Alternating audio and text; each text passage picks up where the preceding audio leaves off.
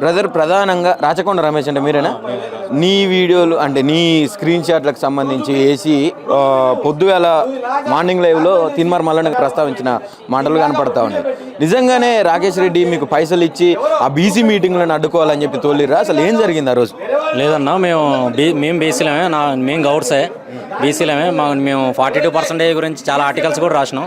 ఎందుకంటే మాకు విద్యా ఉద్యోగాల్లో కూడా బీసీలకు అన్యాయం జరుగుతుందనే ఉద్దేశంతో మా బీసీ ఉద్యమం అంటే మాకు చాలా ఇష్టం ఫస్ట్ నుంచి కూడా. అయితే మేము డిఎస్సి హెచ్జిటి 2024లో మాకు 11,000 పోస్టులు పడ్డాయి. అందులో స్పోర్ట్స్ కోటాలో 100 పోస్టులు పడ్డాయి. అయితే మాకు ఒక 33 మాత్రం నింపారు. మిగిలిన 60 పోస్టులు కూడా నింపితే బాగుంటుంది అనే ఉద్దేశంతో మేము డిఎస్సి డైరెక్టర్ గారిని కూడా అడిగినాం ఇదే విషయం. అయితే ఇందులో తప్పు జరిగింది, మళ్ళీ మీకు రీవెరిఫికేషన్ చేస్తాం, మీ ఉద్యోగాలు మీకు ఇస్తాం అన్నారు. అయితే ఇంతవరకు 9 నెలలు అవుతుంది, ఇంతవరకు మా ఉద్యోగాలు కూడా మాకే లేదు. అయితే ఇదే విషయాన్ని ప్రస్తావన కోసం మేము చాలాసార్లు వినతి పత్రాలు ఎమ్మెల్యేలకు మంత్రులకు అందరికి ఇచ్చినాం. దాంతోపాటు మేము ధర్నాలు కూడా చేసినాం జూన్ 23కి. అయితే మేము 4వ తారీఖు ప్రెస్ మీట్ సోమాజిగూడ ప్రెస్ క్లబ్లో పెడదాం అనుకున్నాము. అయితే ఇదే క్రమంలో మేము ప్రెస్ మీట్ 12 నుంచి 1 దాకా పెడదాం అనుకుంటున్నాం. అయితే ఆ రోజే 11 నుంచి 12 దాకా తిన్మార్ మల్లన్న మీటింగ్ ఉంది. ఆ విషయం కూడా మాకు తెలియదు. అయితే అక్కడ మీటింగ్ పెట్టాలంటే మాకు ఒక 10,000 దాకా ఖర్చు వస్తుంది. ఒక 5,000 స్లాట్ బుకింగ్కి, మిగతా ఖర్చులకు కూడా మొత్తం 10,000 దాకా వస్తుంది. అయితే మా స్పోర్ట్స్ అభ్యర్థులు ఎవరైతే ఉన్నారో వీళ్ళకి తిరిగి అలసట వచ్చి చాలా ఖర్చు పెట్టుకున్నారు డబ్బులు. అయితే ఎవరి దగ్గర లేవు, అందరూ కూడా తలా 100 రూపాయలు 50 రూపాయలు వాళ్ళకి తోచినంత ఎంతో కొంత అమౌంట్ కొట్టడం జరిగింది. నాకే ఇలా కొట్టడం జరిగింది. వాళ్ళకి తోచినంత కొట్టిరు. అయితే మొత్తం 2,500 రూపాయలు అయినాయి మాయి. అయితే అక్కడ స్లాట్ బుకింగ్ కూడా రావట్లేదు, అమౌంట్ సరిపోవట్లేదు. అయితే మేము ఇంద్రనాయక్ అయితేంది, అస్మా అయితేంది, జనార్దన్ అయితేంది, ఇలాంటి వాళ్ళని ఎవరైతే పోరాడుతారో నిరుద్యోగుల కోసం వీళ్ళని ఎంతో కొంత కొట్టండి అంటే వాళ్ళు 100 రూపాయలు 200 కొట్టిరు.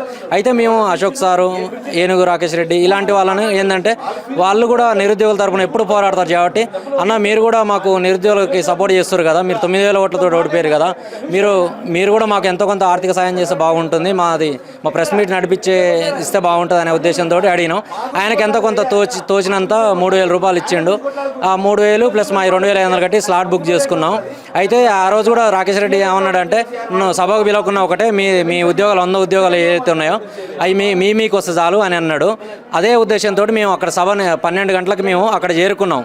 ఏదైతే మాది ఏదైతే ఉందో ప్రెస్ మీట్కి వెళ్తానికి వెళ్ళినాం. అయితే సడన్గా అక్కడ మల్లన్న గారు సభ జరుగుతుంది. అది ఏ టైంలో అంటే మేము స్లాట్ బుక్ చేసుకున్న టైంలో.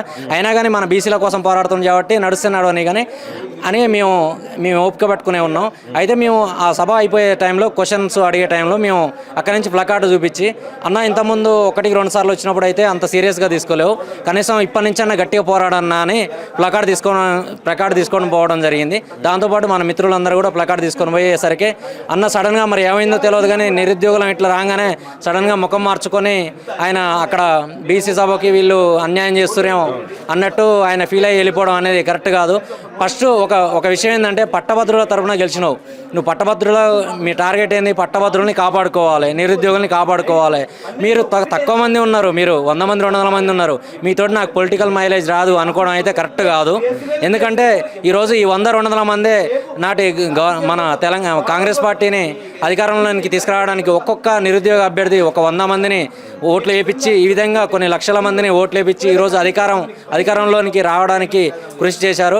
అలాంటి ఈ 100 మంది గురించి నేను మాట్లాడను, నాకు పొలిటికల్ మైలేజ్ రాదు, ఓన్లీ బీసీల గురించి మాట్లాడడం అనేది కరెక్ట్ కాదు. ఎందుకంటే మీరు ఒక్కరే కాదు బీసీల గురించి పోరాడేది, మేము పోరాడుతున్నాం. జాజుల సీనన్న అని ఉంటాడు, ఆయన 30 సంవత్సరాల నుంచి పోరాడుతుండు. ఇంకా బత్తుల సిద్ధేశ్వర్ పటేల్ అని ఆయన కూడా చాలా సంవత్సరాల నుంచి పోరాడుతుండు. ఇట్లా చాలామంది పోరాడుతారు. అందులో మీరు కూడా ఒక భాగంగానే బీసీ అంటే తిన్మార్ మల్లన్న అంటే బీసీ అని కాదు, మేము కూడా బీసీ బిడ్డలమే. ఈరోజు ఈ డిఎస్సి స్పోర్ట్స్ కోటా అభ్యర్థులది కూడా తీసుకుంది, దీనికి నాయకత్వం వహించేది కూడా ఒక బీసీ బిడ్డ అని గుర్తుంచుకోండి. ఇప్పటి నుంచైనా కనీసం బీసీలకి ఎస్సీ ఎస్టీ బిడ్డలకి పట్టభద్రులందరికీ న్యాయం చేయండి. నేను న్యాయం చేయలేను, నేను బీసీల గురించి మాత్రమే టైం కేటాయిస్తాను, నిరుద్యోగుల గురించి టైం కేటాయించలేను అని మీరు అనుకున్నారంటే ఫస్ట్ ఎమ్మెల్సీకి రాజీనామా చేయండి. తర్వాత ఓన్లీ బీసీల గురించే ఫుల్ ప్లెడ్జ్డ్గా దిగండి. అప్పుడు మీకు ఇంకా పూర్తి మద్దతు మేము ఇస్తాం. ఇప్పుడు ఫైనల్గా ఈ వేదిక నుంచి ఏం చెప్పదలుచుకున్నారు మల్లన్నకు కానీ ఇటు ప్రభుత్వానికి కానీ? అయితే మల్లన్న గారు ఈ డబ్బుల గురించి 3,000 గురించి మీరు తప్పుగా మాట్లాడారు. ఎందుకంటే ఈ మాకు ఒక వాట్సాప్ గ్రూప్ ఉంది, స్పోర్ట్స్ సమితి అని. ఆ గ్రూప్లో మేము ఎవరెవరు డబ్బులు కొట్టినా కానీ మేము స్క్రీన్ షాట్ ద్వారా ఆ గ్రూప్లో సెండ్ చేయడం జరుగుతుంది. అదేవిధంగా రాకేష్ రెడ్డి గారి కూడా ఆ విధంగానే సెండ్ చేసినాం. అది మీ గ్రూప్లో మీ సుదర్శన్ గారిని కూడా ఈ గ్రూప్లో యాడ్ చేయడం జరిగింది. మీకు కామన్గా గ్రూప్లలో వచ్చింది అది అందులో మేమేం తప్పు చేయలేదు. ఎందుకంటే తప్పు చేసే వాళ్ళం అయితే పర్సనల్గా ఒక 5,000 కొట్టు 10,000 కొట్టు అని మేము డబ్బులు పర్సనల్గా కొట్టించుకొని మేము ఉంటాం, కానీ గ్రూప్లలో ఎందుకు షేర్ చేస్తాం? ఇగో ఈ తప్పుడు మాటలు వద్దు, ఈ వాస్తవాలు మాత్రమే మాట్లాడండి. కనీసం ఇన్ని రోజులు అంటే తప్పు చేసారు, కనీసం ఇప్పటి నుంచైనా పాపం జియో నెంబర్ 46 వాళ్ళు వచ్చారు, వాళ్ళ కోసం పోరాటం చేస్తా. జియో నెంబర్ 129 పీటీలది, వాళ్ళ కోసం పోరాటం చేస్తా. హెచ్జిటి స్పోర్ట్స్ కోటా వల్ల 100 ఉద్యోగాలు పోయినాయి, వీళ్ళ కోసం పోరాటం చేస్తా. ఇంకా గ్రూప్ 1 గ్రూప్ 2 నియామకాలు అనేది స్పీడప్ చేయడానికి నేను కృషి చేస్తా. ఇలా అన్నీ ఇప్పటికైనా మీరు ఈ నిరుద్యోగుల తరపున గ్రాడ్యుయేట్ల తరపున మాట్లాడితే బాగుంటుంది. ఇక్కడ నేను మన సీఎం గారికి ఏమని చెప్పదలుచుకున్నానంటే, నాకు కాంగ్రెస్ పార్టీ అంటే చాలా ఇష్టం. ఆ ఉద్దేశంతో నేను కాంగ్రెస్ కండువా కప్పుకొని చాలా హుందాగా నేను కాంగ్రెస్ పార్టీకి ఓట్లు వేయించడం జరిగింది. అయితే నేను రాచకొండ రమేష్ అంటే ఆర్ఆర్ అంటే రేవంత్ రెడ్డి ఆర్ఆర్ సేమ్ ఆ విధంగానే ఫీల్ అవుతాను ఫస్ట్ నుంచి కూడా. కానీ మాకు ఇంత పెద్ద అన్యాయం స్పోర్ట్స్ కోటాలో జరుగుతుందని అస్సలు ఊహించలేదు. కానీ సీఎం దృష్టిలో సీఎం గారి దగ్గర విద్యాశాఖ ఉండడం అనేది కూడా కరెక్ట్ కాదు. విద్యాశాఖ అనేది వేరే వాళ్ళకి కేటాయిస్తే బాగుంటుంది. ఎందుకంటే మిమ్మల్ని కలుస్తానికి నేను గత 9 నెలలుగా ప్రయత్నిస్తూనే ఉన్నా, చేయని ప్రయత్నమే లేదు. కానీ మీరు తప్ప అందరూ కలవడం జరిగింది. అయితే డిఎస్సి అధికారులు మీరు కలిసి మీటింగ్ జరిగినప్పుడు వాళ్ళు ఏం చెప్తున్నారో మీకు అర్థం కావట్లేదు. వీళ్ళ కేసు కోర్టులో ఉంది, మీరు ఇప్పుడు భర్తీ చేయడం కుదరదు అని మీకు తప్పుడు సమాచారాన్ని ఇస్తున్నారు. దయచేసి రేవంత్ రెడ్డి గారు కనీసం ఇప్పుడన్నా బయటకు వచ్చి డిఎస్సి బోర్డులో ఏం జరుగుతుంది, స్పోర్ట్స్ అథారిటీ వాళ్ళు ఏం చేస్తున్నారు అని బయటకు వచ్చి ఆగస్టు 15 లోపైన మా డిఎస్సి స్పోర్ట్స్ కోటా ఉద్యోగాలు నింపిస్తే సరిపోతుంది. 2036 ఒలింపిక్స్, 2026 ఖేలో ఇండియా గేమ్స్ అంటే ఇప్పుడు వాటితో పని లేదు.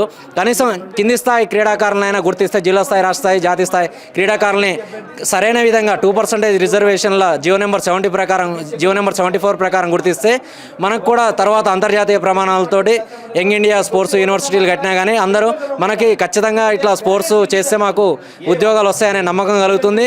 స్పోర్ట్స్ కూడా ఎక్కువ మంది పాల్గొనడానికి అవకాశం ఉంటుంది. ఫ్యూచర్లో మనది అంతర్జాతీయ స్థాయిలో మన తెలంగాణ నిలబడాలంటే ఇలాంటి కింది స్థాయి, జిల్లా స్థాయి, రాష్ట్ర స్థాయి, జాతీయ స్థాయి క్రీడాకారుల్ని గుర్తించడానికి మీరు ఎప్పుడు సిద్ధంగా ఉండాలి. మొదట అయితే మీరు డిఎస్సి హెచ్జిటి 2024 స్పోర్ట్స్ కోటా పోస్టులు అనేది చాలా తొందరగా ఆగస్టు 15 వరకు నింపితే బాగుంటుంది. లేకుంటే ఆగస్టు 16 తర్వాత మేము ఆమరణ నిరాహార దీక్షకు కూడా సిద్ధంగా ఉంటాం. స్పోర్ట్స్ క్రీడాకారులందరినీ, స్టేట్లో ఉన్న అందరినీ మేము ఏకం చేస్తాం. స్థానిక సంస్థల్లో కూడా ఎంపీటీసీ, జెడ్పీటీసీలుగా పోటీ చేసే అవకాశం కూడా ఉంది. ఇవన్నీ గుర్తుంచుకొని కొంచెం తొందరగా ఆగస్టు 15 వరకు నింపేస్తే బాగుంటుంది. ఆగస్టు 15 ఎందుకంటున్నామంటే నా తోటి స్నేహితులందరూ ఇప్పుడు 2వ సారి జెండా ఎగరేస్తున్నారు స్కూళ్ళల్లో. మాకు ఇంటికాడ అడుగుతున్నారు, మీ తోటి మిత్రుడు జెండా ఎగరేస్తుండు, నీకు అర్హత ఉంది, నీకు ఉద్యోగం వస్తుందని చెప్పినావు, నీ ఉద్యోగం ఎటుపోయింది, నీ రేవంత్ రెడ్డి ఎటుపోయిండు, ఆయనను నమ్మినావు, మాట ఉదయం లేస్తే రేవంత్ రెడ్డి అంటావు, ఎటుపోయిండు మీ నాయకుడు, ఊళ్ళెలా పోతే మాకు ప్రతిపక్ష నాయకులు ఏమైనా అడుగుతారు అంటే రేవంత్ రెడ్డి అని తిరిగినావు, నీ ఉద్యోగం పోగొట్టిండు, నువ్వు ఇప్పుడు ఏం చెప్తావు రేవంత్ రెడ్డి గురించి అంటే మాకు ముఖం లేక మేము ఇంటికి కూడా పోవట్లేదు. ఆ స్టడీ సెంటర్లు అయితేంది, గ్రంథాలయాలు అయితేంది, అక్కడనే ఉంటున్నాం. ఏదైనా పండగలు వచ్చినా కూడా కనీసం ఇంటికి పోదామన్నా కానీ పోయేటట్లేదు. నిన్న ఒక నిరుద్యోగ అభ్యర్థి వాళ్ళ కొడుకుని తీసుకొచ్చిండు. అయితే వాళ్ళ కొడుకు పాపం వాళ్ళ తండ్రి ఇట్లా బాధపడుతుండ అనేది ఆ అబ్బాయికి కూడా అర్థమైంది. కాబట్టి సీఎం సార్ కనీసం మాకు ఉద్యోగాలు ఇవ్వండి అని ఇంతకుముందు ఒక అమ్మాయి జెరీనా అనే అమ్మాయి వాళ్ళ కూతుర్ని తీసుకొచ్చింది. సీఎం తాత మాకు ఉద్యోగాలు ఇప్పించండి, అదేవిధంగా మా నాన్నకు ఉద్యోగాలు ఇప్పించండి, తీన్మార్ మల్లన్న అని ఆయన ప్లకార్డు పట్టుకొని రావడం జరిగింది. ఇట్లనైనా కనీసం కనికరం ఉంటుంది చిన్నపిల్లలన్నా వస్తే అనే ఉద్దేశంతో వచ్చిండు. జనార్దన్ మీద ఆ విధంగా అవాస్తవాలు ప్రచారం చేయడం అనేది కరెక్ట్ కాదు. ఆయన కొంతవరకు ఆయనకు తెలిసిన అంశాల గురించి కోర్టుల కేసులు అనేది చాలా మాకు నిజాయితీతో కూడినంగా ఆయన కూడా వేస్తున్నాడు. ఎందుకంటే స్పోర్ట్స్ కోటా కేసుని జనార్దన్ అన్నకి ఇవ్వడం జరిగింది. ఆయన మా దగ్గర నుంచి ₹1 కూడా ఎప్పుడు తీసుకోలేదు. తమ్ముడు మీకు ఉద్యోగాలు వస్తే చాలు అన్నాడు. అందుకోసం ఆయనతోటి మేము ఆయనకి సపోర్టింగ్గా ఉన్నాం, ఇప్పటికి కూడా ఉంటాం. ఇలాంటి నిరుద్యోగులు అనేవి మాకు సపోర్టింగ్ కావాలి ఖచ్చితంగా.